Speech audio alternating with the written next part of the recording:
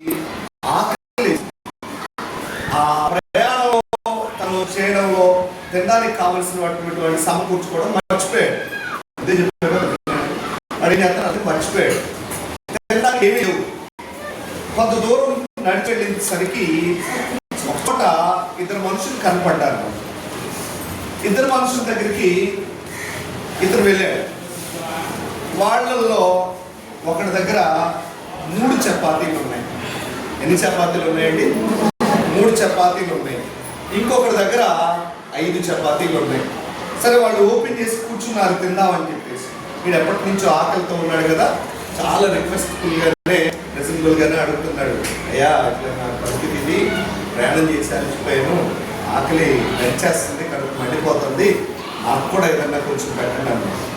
సరే, ఈ చపాతీలు తెచ్చుకున్నటువంటి ఇద్దరు ట్రావెలర్స్ స్ట్రేంజర్స్ కూడా ఒకటి మొక్కలు అక్కడ చూసుకున్నారు, పెట్టాలా వద్దా, మనం తెచ్చుకున్నాయి మనం వాడి పెడితే మనకి సరిగ్గా కడుపు నిండదు కదా అని చెప్పేసి ఒకటి మొక్కలు అక్కడ చూసుకున్నారు. కానీ చివరికి పెట్టాలనే నిర్ణయానికి వచ్చేది. సరే, వాడు ఆకలితో ఉన్నాడు అంటున్నాడు, ఎప్పటి నుంచో తెలియదు అంటున్నాడు. కాబట్టి వీడికి ఎలా పెట్టాలని నిర్ణయించుకున్న తర్వాత వాళ్ళకి ఎదురయ్యే సమస్య ఏంటంటే, ఎలాగ ముగ్గురు సమానంగా షేర్ చేసుకోవాలి.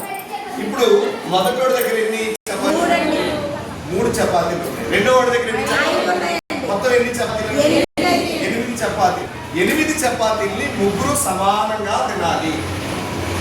ఏం చేయాలో అర్థం కాలేదు.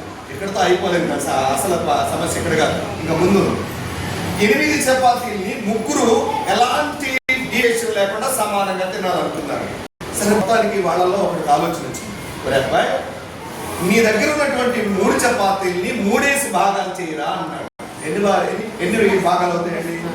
3 చపాతీల్ని ఒక్కొక్క చపాతీని ఎన్ని భాగం చేయాలంటే 3 అంటే ఎన్ని అయినాయి? 9. 3 3 9. అలాగే వీడి దగ్గర ఎన్ని చపాతీలు ఉన్నాయి? 5 చపాతీలు ఉన్నాయి. వీడి చేసినట్లుగానే ఈ 5 చపాతీల్ని వీడేం చేయాలంటే ఒక్కొక్క దాన్ని 3 భాగాలు చేయాలి. 5 చపాతీల్ని 3 భాగాలు చేస్తే ఎన్ని అయినాయండి? 15. ఇప్పుడు వీడి దగ్గర ఎన్ని ఉన్నాయండి? వీడి దగ్గర ఎన్ని ఉన్నాయండి? 2 కలిపి ఎంత అండి? ఇప్పుడు 24 ముక్కల్ని పీసెస్ ని వీళ్ళు ముగ్గురు సమానంగా తినచ్చా? తినచ్చు. ఎలా తినచ్చు? ఎన్ని భాగాలు వచ్చినాయి? 8 భాగాలు వచ్చినాయి. రైట్, సమస్య తీరిపోయింది. పెట్టాలనుకున్నారు, ఎలా పెట్టాలో ఆలోచిస్తే సమస్య ఎదురైంది. ఆ సమస్య నుంచి కూడా వాళ్ళు బయటకు వచ్చేసారు. బయటకు వచ్చేసిన తర్వాత చక్కగా హ్యాపీగా తినేశారు. ముగ్గురు కలిసి 3 8 24 రాయించేసారు, అయిపోయింది. ఇతను పని అయిపోయింది కదా, ఆకలితో వచ్చాడు వీళ్ళ దగ్గరికి, తిన్నాడు, సాటిస్ఫై అయ్యాడు. నీకు వెళ్ళిపోతా తన దగ్గర ఒక 8 బంగారు నాణ్యాలు ఉన్నాయండి. ఇదైతే తెలియదు కానీ ఇతని దగ్గర ఎన్ని ఉన్నాయంటండి? 8 బంగారు నాణ్యాలు ఉన్నాయంట. గబగబా సంచిలో నుంచి ఆ 8 బంగారు నాణ్యాలు తీసి వాళ్ళకి ఇచ్చి, ఇవి మీరిద్దరూ తీసుకోండి, నాకు భోజనం పెట్టారు, ఆకటి వేళ నాకు సాయం చేశారు, నాకు ఇవి బంగారం చాలా ఉంది నా దగ్గర, నాకు ఇవే వద్దు, వెళ్ళిపోండి అని ఇచ్చేసి వెళ్ళిపోయాడు. తెలిసిన వాళ్ళు ఉంటే కామ్గా ఉండండి. 8 బంగారు నాణ్యాలు ఇచ్చేసారంట. ఇప్పుడు అసలు సమస్య ఇక్కడ వచ్చింది. అసలు సమస్య ఇక్కడ వచ్చింది. 8 బంగారు నాణ్యాన్ని వీళ్ళిద్దరూ సమానంగా పంచుకోవాలి.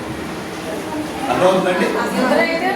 వీళ్ళిద్దరే సమానంగా పంచుకోవాలి. మొదటి అన్నాడు, అరే అబ్బాయి ఇద్దరు ఉన్నాం కాబట్టి మనం ఏం చేద్దామంటే, నువ్వు 4 తీసుకో, నేను 4 తీసుకుంటాను, ఇది సమన్వయం కదా, ఎక్కువ తక్కువ మన మధ్యలో భేదాలు ఏమి లేదు కదా, నువ్వు 4 తీసుకొని నేను 4 తీసుకుంటాను అన్నాడు.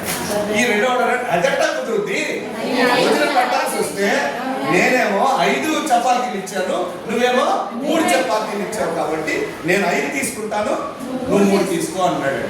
కుదరదు, ఇచ్చింది తక్కువ ఎక్కువ అయినా తర్వాత అంటే మనం ఇద్దరు ఎక్కువగా తీసుకున్నాం అన్నదాన్ని కొంచెం వాదన పడ్డారు. ఒకరికొకరికి సయోధ్య కుదరలేదు. ఈ పంచాయతీ కాస్త ఎక్కడికి వెళ్ళిపోయిందంటే రాజుగారి దగ్గరికి వెళ్ళిపోయింది.